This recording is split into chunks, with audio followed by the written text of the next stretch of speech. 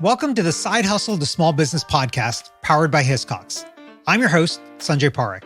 Throughout my career, I've had side hustles, some of which have turned into real businesses. But first and foremost, I'm a serial technology entrepreneur. In the creator space, we hear plenty of advice on how to hustle harder and why you can sleep when you're dead. On this show, we ask new questions in hopes of getting new answers. Questions like, how can small businesses work smarter? How do you achieve balance between work and family? How can we redefine success in our businesses so that we don't burn out after year 3? Every week, I sit down with business founders at various stages of their side hustle to small business journey. These entrepreneurs are pushing the envelope while keeping their values. Keep listening for conversation, context, and camaraderie.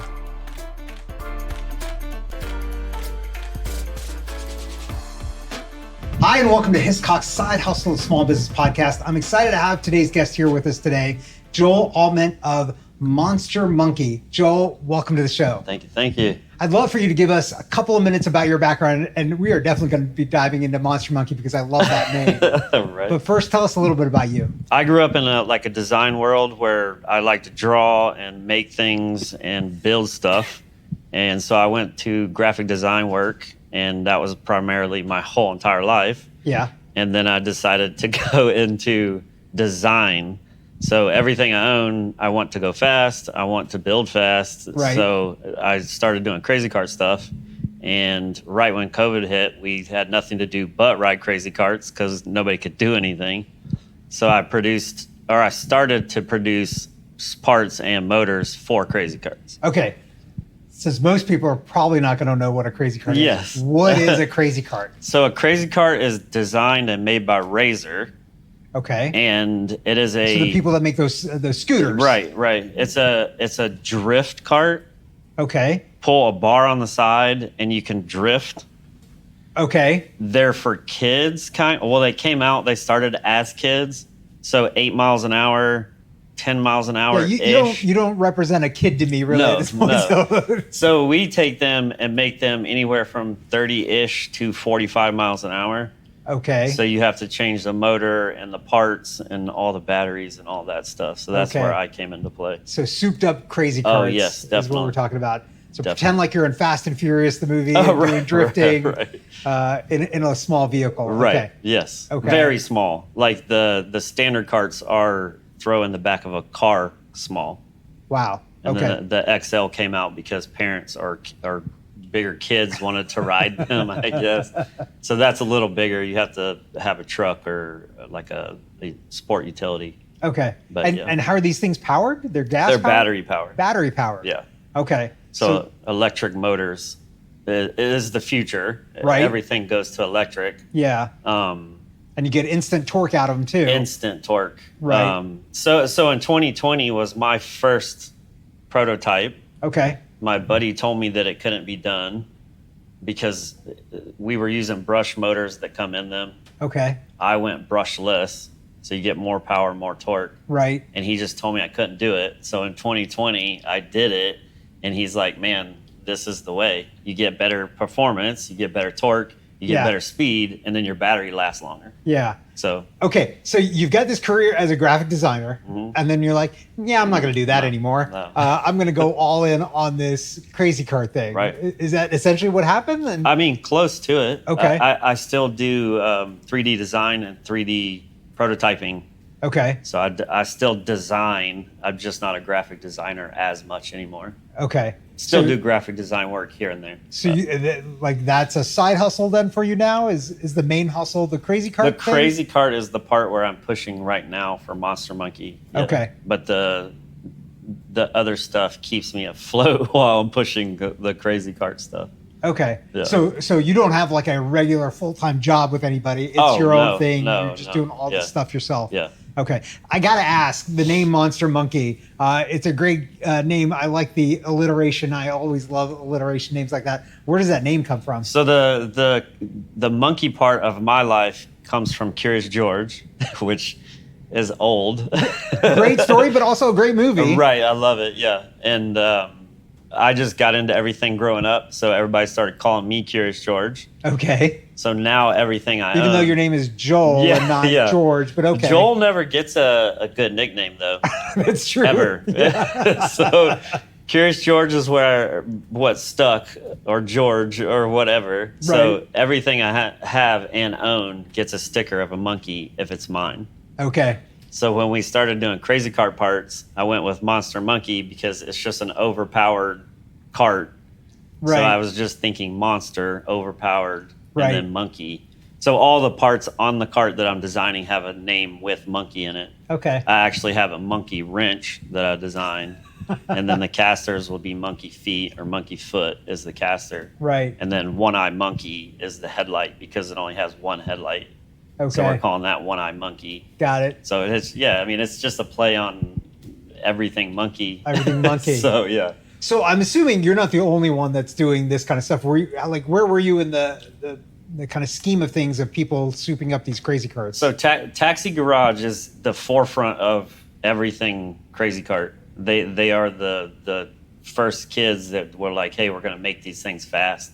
Okay. So Taxi Garage is literally the mecca of your fast cart parts. They do powder coating, full kits and everything. Okay. Yeah. So did you see them doing that stuff, and that's what kind of drove you, or did you go on your own? I just went another direction with brushless. Okay. So it's the same premise, but different direction in things. But yeah, they definitely are the ones that everybody looks for. Okay. For inspiration. They're the guys for sure. And where are they based out of? They're in Florida. Okay. They used to live up here, and I guess at some point they moved down to Florida. Okay. So they're down there. I think most of them actually drift real cars. Oh, okay. So they're big into the scene, and then they have their little carts, their crazy carts that they drift too. So that's cool. Right. So what's kind of your thought about the business itself? Like, where are you trying to take this?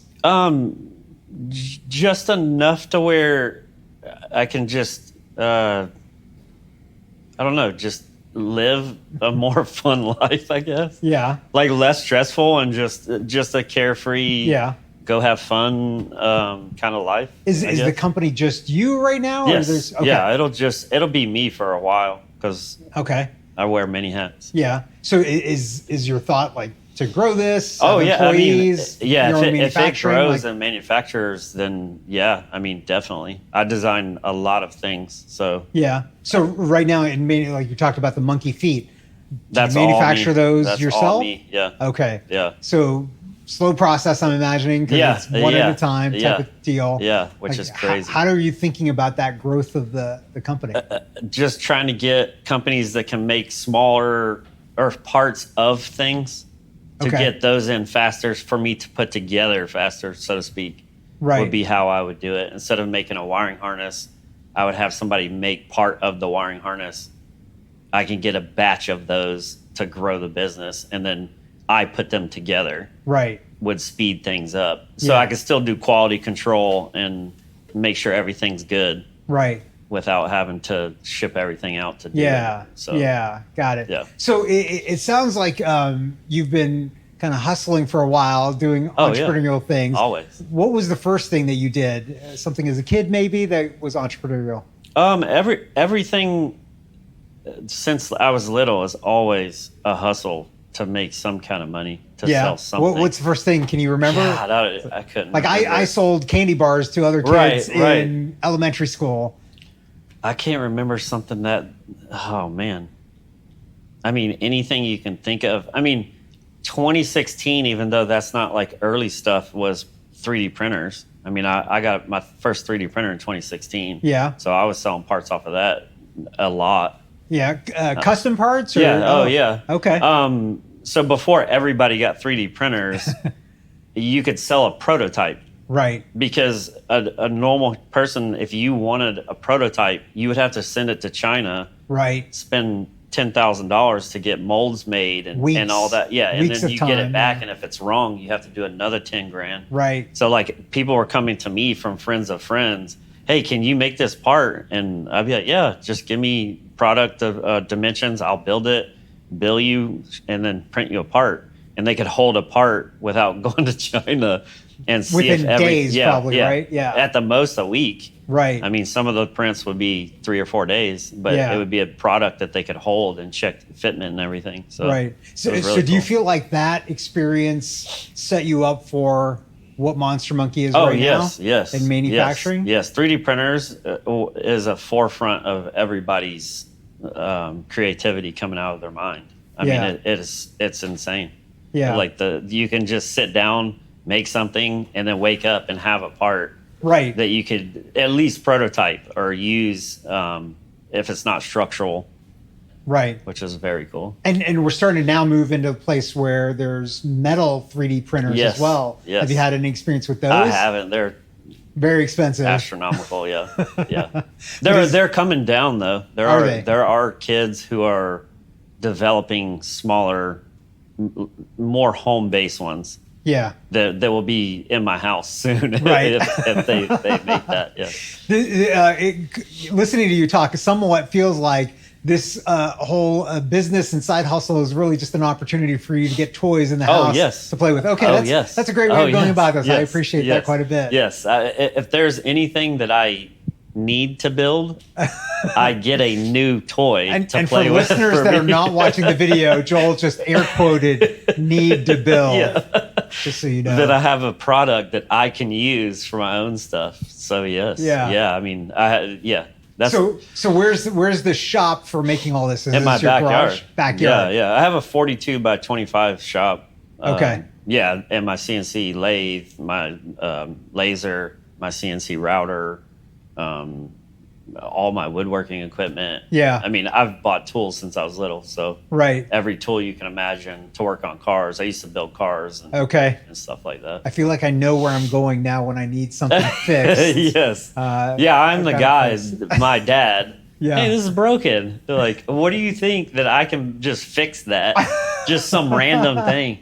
But I mean, most of the time I do. I mean, growing up, that's what I did most. My dad would give me broken VCRs or broken whatever when they would break. Right. And I could take them apart and see how they work and everything. Yeah. So it was cool. Yeah. I think that's one of the big things that's missing nowadays. Kids can't take things apart. I used to take things apart too. Yeah. When I was a kid, I can't tell you how much electronics I right. took apart and then never was able to put back together again. But the good thing about taking it apart is you get to see the inside and how it works is why I took stuff apart. Right. Like, how does that DVD actually go in and lower, or a VHS go in and lower? Right. How does a DVD spin up and the laser move and all that stuff? Yeah. That just helps build other things. Yeah. I love that. Input equals output. Yeah. Yeah. I like that. Yeah.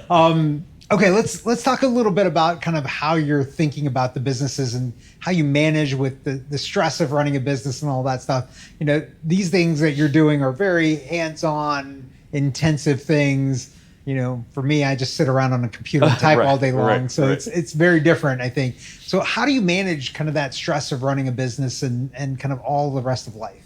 I don't really get stressed. Okay. I run That's a good way of managing stress. I run at a high frequency anyway. So sitting doesn't work. Okay. I'm just go all the time. Yeah. My 6-year-old that I have a lot of the time definitely plays a part in harder time management, I guess. Right. But I just try to keep notes and just follow the notes and just stay on path. I mean, it's hard to hop from one to the other. But if bills need to get paid and somebody's going to pay me for a job, I might have to pivot that day and do graphics or do 3D design or print. Right. And the good thing about printing, it takes a long time to print. You can start a print for somebody that's paying you and then pivot to go to another job. Right. So you don't have to babysit the print. Yeah, just let it go. And while it's printing, you're making money somewhere doing something else. Right. So. You mentioned having a 6-year-old. Like, how do you think about that, kind of balancing work and life and family and all those things? Just throw it up in the wind and hope for the best. I mean, it's literally day to day with a 6-year-old. I mean, it's the other day I was working and she needs lunch. You got to stop. I'm not eating lunch. I want to make money. So yeah, or something needs to be fixed, or she wants to go outside and play, and of course I'm going outside with her. So it's like okay, let me finish this and we'll go outside. Right. So yeah, I mean it's a very good balance between dad and getting business done, but I like it. I mean, Yeah. yeah, just stay up there that high frequency and just keep going for Yeah. sure. Yeah. Is your daughter helping you out at all? Oh yeah, in terms yeah, of crazy card Since stuff? she was 2, she picked up hammers and she would stand beside me and just knock on stuff. And she loves building stuff. She organizes all my stuff.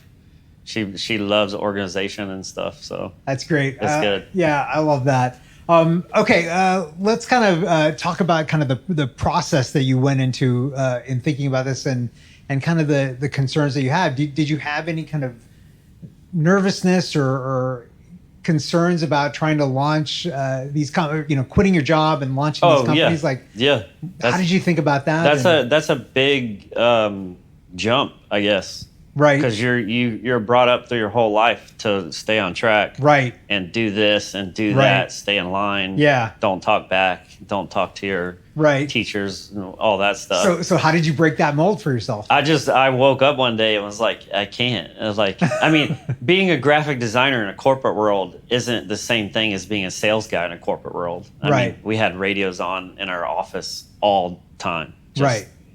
It was upbeat and you could do stuff that you can't do in another office. Right. So it's not like I was stuck in a cubicle corporate. Right. I was in a room full of designers and we played all day and it's fun because you're playing with colors and making stuff. Yeah. So it wasn't corporate, but like I just got to the point where if you're working for somebody else to make the same product, why are you giving them all the money kind of thing? Right. Okay. So that was your realization as to why. my whole entire life, I give ideas to people that I'm working for, and they're making the money, and it's and you're getting a sliver of it, right? Yeah. So I just one day you wake up and you're like, I can do this by myself, or at least try. I mean, So how did you think about that? Like, was it nerve-wracking? I saved up enough money, and I was just like, bye. And how long did it take you to save up the money that you needed to I saved up a good year of my last job that I was working. Okay. And like ramen noodles every night and not buying anything just to save up that bulk money. Right. And that was my cushion. So a 1 year cushion is what to make the jump. And then just jump and start trying to make money. Yeah. And how did you find clients initially? Oh, word of word is crazy around here. I mean, you talk to anybody and somebody knows somebody who's bigger and corporate and all that stuff. Right. It's just word of mouth for the most part. Yeah. And did you start that process once you left, or did you start beforehand? I've been networking most of my life. Okay. And just know the right people for getting stuff done, parts and things like that. Yeah. Right. Definitely. Okay. Okay. So let's kind of switch gears and talk about, like you talked about, man, when somebody needs something done, you got to switch gears and get it done. Oh yeah. How do you balance that with health and wellness and all of those things? do you not? Is that a foreign word for you, Joel? Yeah. I sleep 8 hours about once a week, maybe. Okay. Yeah. And then some nights 2, some nights 4. Yeah. Yeah. And what is it that's keeping you up? Is it because you're excited about the work, or is it the pressure of the work? What is it that's driving excited? That? Okay. Actually designing things. Okay. So when you work for yourself, if you're not working, you're not making money. Right. So my brain works better at night. I'm a night owl. Okay. So if I'm working till 2:30, 3 in the morning, my brain is like excited and just wants to build and wants to work. And then I'll have to go to bed, and then my daughter gets up at 6 for school. So I'm right back up at 6. Right. Okay. Just tired, getting my daughter ready for school. Yeah. Like, don't ever do this. Just go to school. So how do you make it through the day? Because 2 or 3 hours is rough. Just don't sit down. Yeah. Yeah. Okay. Yeah. The thing that kills somebody like me is sitting. As soon as you sit for lunch, as soon as you just tell your body it's okay to stop and sit down, you might as well quit the rest of the day. Yeah. Yeah. Well, hopefully we're not making you sit for too long here for the podcast. That's a good view. It is a great view for those of you that are watching on the video. Yes. Okay. So, kind of thinking back to everything that you've done, obviously you've probably reflected back on the things that you did and didn't do right or wrong and all those types of things. Is there something that you'd go back and do differently knowing what you know now? Nope. Not a thing. Not a thing. You don't regret one thing being like, I wish I'd done this earlier. No, because did you wish you'd left your job earlier and done your own thing? Not earlier? really, because I feel like I was there when I needed to be there. Yeah. So anything that I struggled through, I feel like that's a lesson that I took and know, hey, maybe later on I don't need to do it that way. Right. So if you go back, if you have a regret and you go back and fix it, you're going to do that same regret at some other time in your life. Right. Because you didn't learn it then. Right. So. Yeah. Yeah.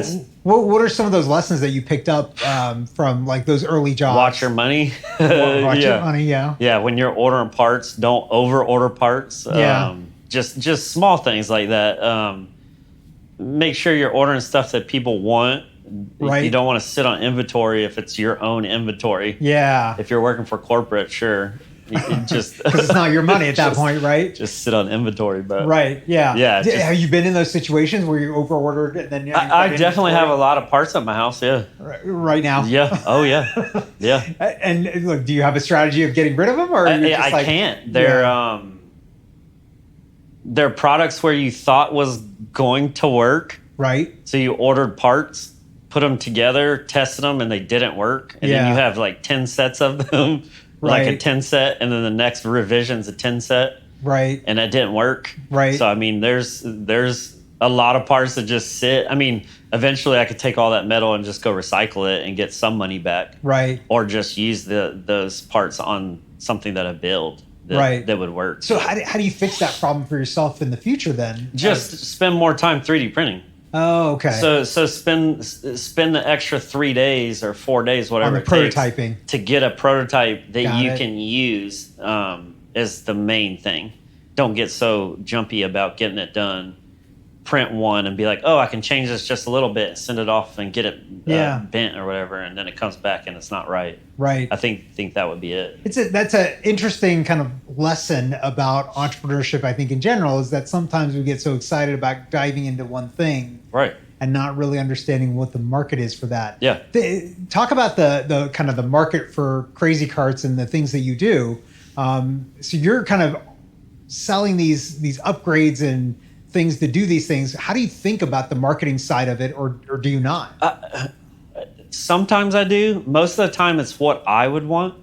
Okay. So I ride with a couple different kids, and if I'm riding and I feel like I could change something, I talk to everybody like, hey, would this like help?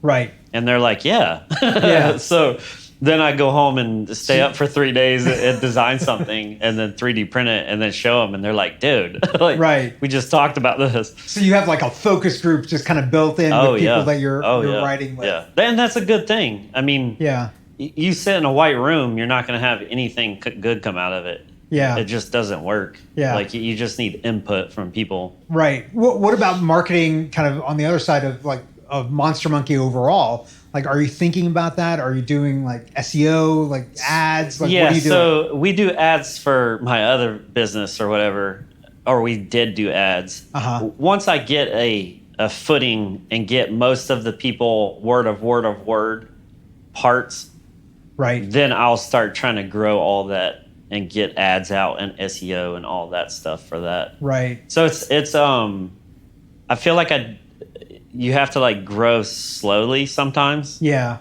You can't just throw all your eggs in a basket and then lose all that because you jump too high. Right. So yeah, that will all come eventually, the ads and SEO stuff, and start pushing hard once I have inventory coming in on a regular basis and I can see what's coming in and what's going out and how I can scale that up without losing stuff. Right. That will get bigger, hopefully, yeah. Okay, last question for you. If you were talking to somebody who's thinking about doing what you did, quitting their job, starting a side hustle, starting a small business, what piece of advice would you have? Do it. Simple advice. I mean, yeah. I mean, it's the same thing having a kid. When's the best time to have a kid? Never. When's the best time for you to stand up from your job and just go, I'm going to go do something? It's never a good time, ever. You just can't. It's not. It's not. Unless you have just massive amounts of money. Right. Like, sure. Yeah. But the average person that's working the average 9 to 5, there's not a good time for you to go do what you want to do. Right. So you literally just have to get up and go do it. Like, or at least try to side hustle after work. I mean, I've done that with 3D prints. Yeah. You go work a 10-hour shift and come home for 5 or 6 hours and work on your own stuff. Yeah. And then try to sleep somewhere in there. And who cares about eating because you're more worried about sleep. Right. But yeah, it's just a do it phase. Well, so I said that was the last question. I actually lied because I want to ask you, how do you think about the downsides of doing it? Like when you did this, sleep? Did you think about the downsides? No, you don't ever think about lack of sleep, lack of eating, lack of just everything that has to do with you gets thrown out of the window sometimes. Yeah. So you wanting to go do something, or you going to do anything, eating out sometimes, or getting 8 hours of sleep a night might not happen. Right. It just is not there sometimes. Yeah. This has been fascinating, Joel. If our listeners want to find and connect with you or buy some Crazy Cart parts, where can they do that? So the Crazy Cart parts is monstermonkeyparts.com. Okay, monstermonkeyparts.com. Yeah. What about if they want to connect with you directly? Flatlinecustoms@gmail.com. Awesome. Yeah. Thanks so much for being on the show today, Joel. Definitely. Thank you for having me. Thanks for listening to this week's episode of the Side Hustle to Small Business podcast powered by Hiscox.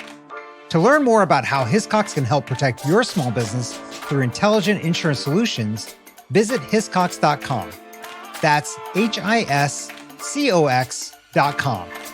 And if you have a story you want to hear on this podcast, please visit hiscox.com/share your story.